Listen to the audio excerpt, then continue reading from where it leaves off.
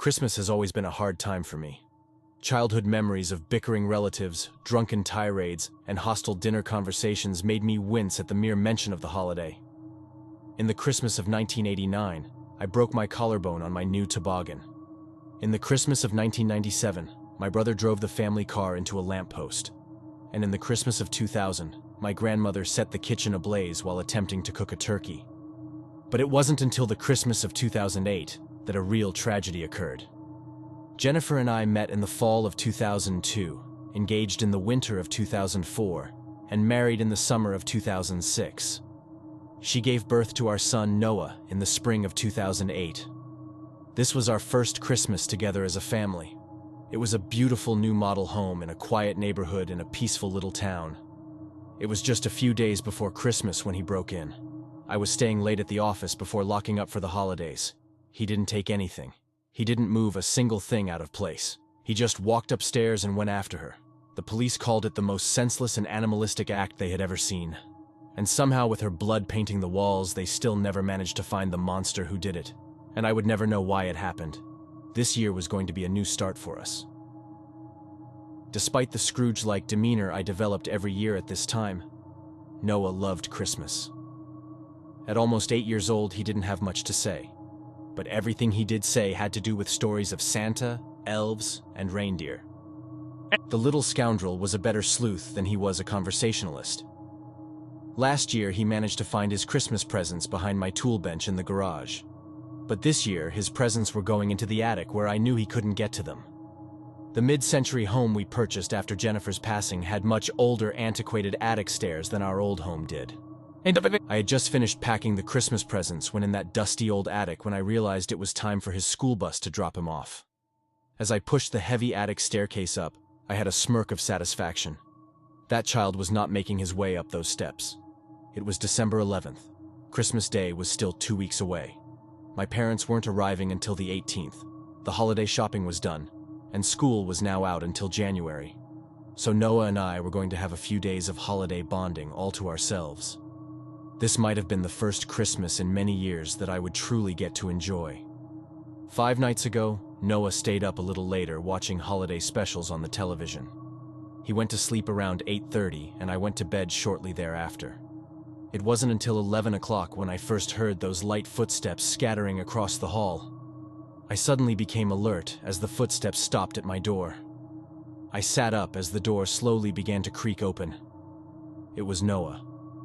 I was put at ease at the sight of him. But I was a little alarmed that he was up this late. He never stayed up past 9 o'clock, let alone wandered over to my room at this time. Noah, what are you doing out of bed this late?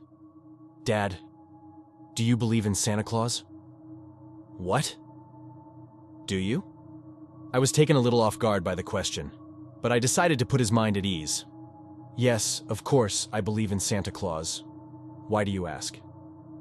Okay, that's good because he needs to know that we believe in him. I know, Noah. Now go back to bed. He smiled before closing the door. I heard his footsteps scattering back down the hall to his bedroom as I quickly drifted off to sleep.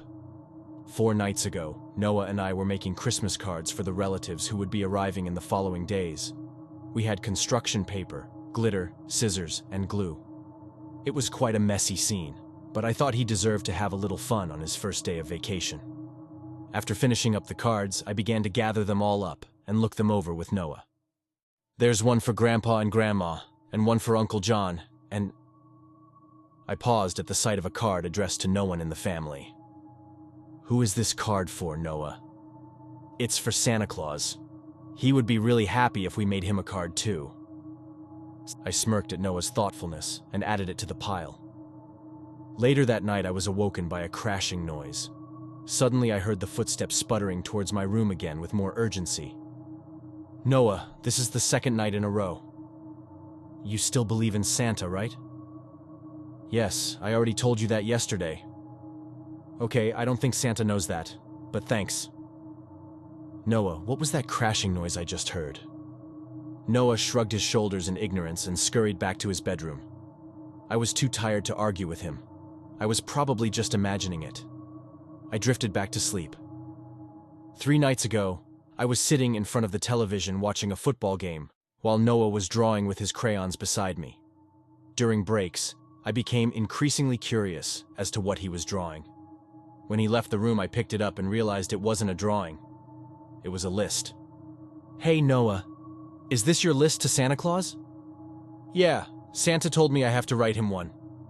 Do you think you can mail it to him in time?" "No, I can just leave it here. And he knows what I want because he's magic." I nodded at his flawless logic and handed it back to him. Later that night, I heard the scurrying of footsteps across the hall again. I was growing impatient with Noah's sleep cycle, but I was still awake reading at this time anyway. But he didn't come into my room that night. He just stood in front of the door for a moment and ran back to his room. 2 nights ago, I decided to sit down with Noah and ask him about his late-night wandering.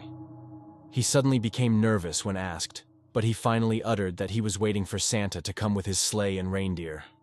I couldn't help but smile at this. "Santa won't be coming until Christmas though, Noah. We've got a few more days to wait." He seemingly brushed my statement off and made an odd request. "Can we leave him some milk and cookies for when he gets hungry?"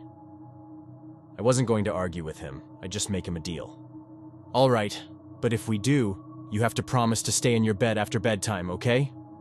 He nodded excitedly, but he didn't seem as happy about Santa's arrival as he did a few days ago.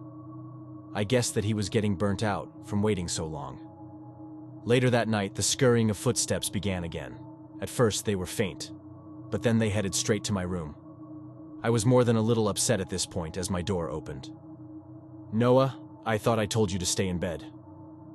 "He came and ate them, Dad." "What?" "The milk and cookies. Santa came." I marched downstairs and had to admit I was surprised to see the milk and cookies gone. But this wasn't a difficult trick to pull off either. I was done with this game. "Noah, Santa isn't coming until next week. And if you keep making up stories and getting out of bed, he's not coming at all. Do you understand?" Noah's face turned to tears as he ran back up to his room and shut the door. I didn't want to be so mean, but there was only so much foolishness I could take at this time. Last night, things got very weird. Noah did not speak to me for most of the day. I finally apologized and told him just to stop making up stories. He seemed to be focusing elsewhere, though. I didn't like the disrespectful attitude he was developing. "Would you like to tell the truth about who ate the milk and cookies last night?" He just pouted at me with an angry look. He ran back to his room and came back with a folded piece of construction paper. I thought this was his apology. That was, until he spoke. "This is a card from Santa. He told me to give this to you." I finally lost it. I took the card and crumpled it up without even bothering to read it. I threw it into the trash bin right in front of Noah. "Noah, I don't know what's gotten into you, but Christmas is going to be canceled if you don't stop with these stupid little games.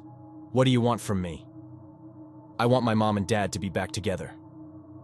He once again rushed off to his room in tears.